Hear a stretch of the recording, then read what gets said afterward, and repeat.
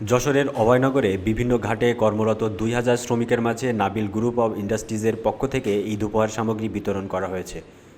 ২১ March শুক্রবার সকালে নওপাড়া শঙ্করপাশা সরকারি মাধ্যমিক বিদ্যালয় মাঠে এই বিতরণ করা হয়।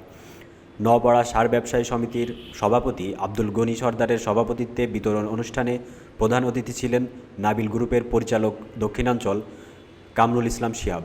বিশেষ অতিথি ছিলেন অভয়নগর থানা বিএনপির সভাপতি ফারাজি মতিয়ার রহমান, সাধারণ সম্পাদক কাজী গোলাম হায়দার ডাবলু।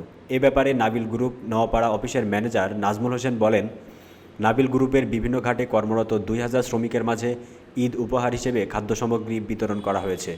নিম্ন আয়ের মানুষের জন্য নাবিল গ্রুপ এ ধরনের উদ্যোগ অব্যাহত রাখবে।